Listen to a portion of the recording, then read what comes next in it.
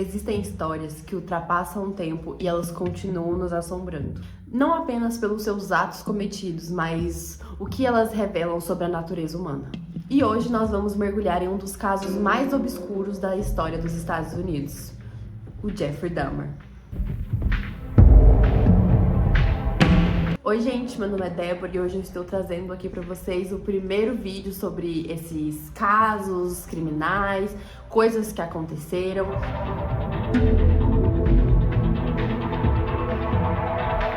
Então, se você tem estômago fraco, não gosta de saber histórias de mortes e nem nada, então eu sugiro que você vá para outro vídeo.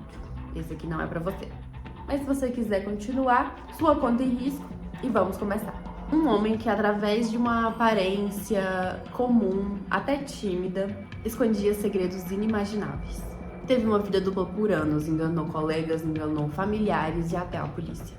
E vamos nos lembrar que mais importante do que falar sobre ele é falar sobre as histórias que foram interrompidas neste caminho. Jeffrey Dahmer nasceu em 1960, na cidade de Milwaukee, Wisconsin.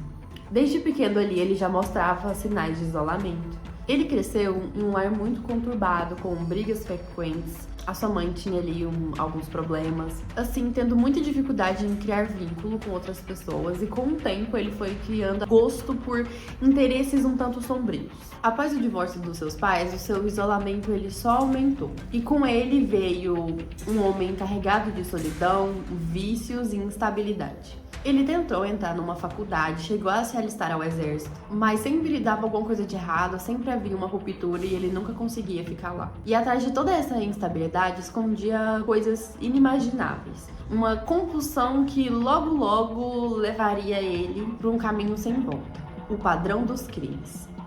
O Jeffrey Dahmer, ele tinha um método. Ele não agia assim, ao acaso, e escolhia pessoas aleatórias. Ele buscava ali jovens em lugares de lazer, ele buscava pessoas geralmente em lugares movimentados, lugares com muitas pessoas, e ele procurava pessoas que geralmente estavam sozinhas ou procurando amizades ou só uma companhia. E ele conquistava muito fácil a confiança das pessoas, porque ele tinha aquela aparência calma, aquela aparência dócil, e ele era muito educado. E ele prometia recompensas bem pequenas, conversas, até ensaios fotográficos. Ele gostava de controle absoluto e ele tinha aquela coisa que pessoas que matam em sequência gostam muito, que é guardar souvenir. Ele gostava de guardar fotos, cabeças, membros das suas vítimas. Isso tudo acontecia no seu apartamento 213 e ele fez isso por anos. Era o seu palco particular. E, olha, não foi falta de reclamação. Eles reclamaram de barulhos estranhos, cheiro profundamente, assim, desagradável. Os vizinhos chegavam a ligar para a polícia, mas eram totalmente ignorados. E essa negligência da polícia permitiu que Dahmer fizesse isso por muitos anos. Sabe uma coisa que chama atenção? Não é a violência, também, né, obviamente. Mas ele conseguiu manter essa vida dupla por muitos anos. As vítimas. Entre 1978 e 1991, Jeffrey Dahmer tirou 17 vidas. Eu não vou falar muito sobre cada um deles, porque senão esse vídeo vai ficar muito longo. E como é o começo, eu não sei ainda se vocês querem ficar aqui 1 hora escutando eu falar sobre cada pessoa que perdeu a sua vida. Então me fala aqui nos comentários o que vocês gostam, tá? Eu vou falar só os nomes, quantos anos tinha, e vou deixar fotos aqui pra vocês também. Steven Hicks, 18 anos. James Doxtator, 14 anos. Anthony Sears, 24 anos. Richard Guerreiro, 25 anos. E cada um desses nomes citados representa um mundo de possibilidades que nunca chegaram a se concretizar. A sua captura. Depois de mais de uma década de desaparecimentos, isso tudo chegou ao fim em julho de 1991. Naquela noite, uma de suas vítimas conseguiu o que nenhuma outra conseguiu fugir, encontrou policiais e avisou o que estava acontecendo. Os policiais acompanharam ele até o local, o apartamento de Dahmer. Os investigadores não imaginavam que ao entrar naquele apartamento eles iam presenciar coisas que eles jamais esqueceriam. Fotografias, registros, evidências incontestáveis que revelaram a dimensão real de todos aqueles crimes. E aquilo que por muitos anos pareciam ser só suspeitas dos vizinhos, na verdade estava realmente acontecendo bem debaixo dos narizes deles. Era o fim da vida dupla de Jeffrey Dahmer. Um homem aparentemente comum, com uma vida dupla terrível, havia sido desmascarado. Se você achou que ele ia desmentir tudo, você estava enganado. Pelo contrário, ele contou cada detalhe de seus crimes de uma forma muito fria, calculada, detalhada, uma coisa extremamente mórbida e sem sentimento. A sua defesa ali até tentou levar para um lado mais psicológico para conseguir ali talvez uma pena menor, mas não funcionou e ele foi condenado por múltiplas mortes, sentenciado a ficar na cadeia o resto da vida dele.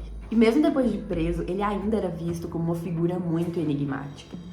Porque ele não só não esboçava remorso e nem nada, como também ele não esboçava euforia, ele parecia completamente apático a qualquer coisa. Ele não chegou a passar muitos e muitos anos na cadeia, porque em 1994 a sua vida chegou ao fim dentro da prisão. O responsável foi Christopher Scarver, eu espero que é assim que pronuncia.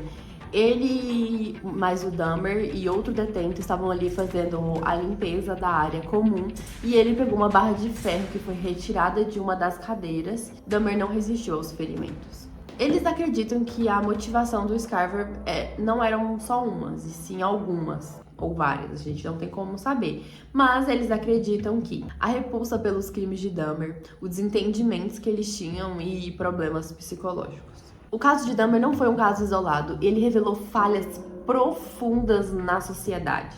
Diversas vezes a polícia estava perto de saber o que estava acontecendo ali. As denúncias dos vizinhos elas eram completamente ignoradas. Uma de suas vítimas conseguiu fugir e quando ele avisou aos policiais o que tinha acontecido, eles simplesmente levaram ele de volta para o apartamento de Dahmer. E eles não tinham dimensão de que a negligência deles ia acabar com a perda da vida de uma pessoa em um pouco tempo depois. Esses erros custaram vidas e até hoje eles deixam bem fresco na memória sobre a negligência da polícia. Vocês acham que eles eram ignorados porque eles eram assim com todo mundo? Não. A vizinhança ali era uma comunidade humilde, era uma comunidade negra. Na época eles não davam muita bola se eles viam um negro correndo por aí depois de ter sido agredido. Eles realmente não se importavam. E não só a questão racial, como também desigualdade social, xenofobia. Muitas de suas vítimas eram homens negros, latinos, imigrantes. Você vê que o buraco é muito mais embaixo. E depois de décadas, Jeffrey Dahmer ainda é muito lembrado. Ainda tem pessoas tipo eu falando sobre esses casos na internet. Tem série da Netflix que não é tão antiga assim, inclusive é muito boa, mas a gente tem que ter cautela, porque muitas pessoas assistiram essa série, e como o ator que faz o papel do Jeffrey é um ator muito legal, inclusive ele é muito lindo, muitas pessoas começaram a endeusar e esquecem sobre quem eles estão falando. Então, quando vocês forem consumir esse tipo de conteúdo, não esquece desse grande detalhe, tá bom? E é isso, chegamos até o final desse vídeo. Se você gosta desse tipo de vídeo, e o de hoje, quarta-feira, é específico para esses temas um pouco mais denso. E no final de semana são vídeos mais tranquilinhos, fofoca, o que tá acontecendo na mídia, conteúdo cabelo, maquiagem, são coisinhas bem tranquilinhas. Então já se inscreve aqui no canal e ativa o sininho para você não perder nenhum desses vídeos. Se você gosta de casos criminais ou conhece alguém que gosta, mande para esse seu amigo. Não esquece de deixar o seu comentário aqui com a sua opinião sobre coisas que vocês acham que eu poderia fazer, alguns temas legais. Não esquece de curtir esse vídeo, que me ajuda muito, muito mesmo. E não custa nada, é um segundo, cara. Eu vou indicar mesmo. E eu vou ficando por aqui e até o próximo vídeo.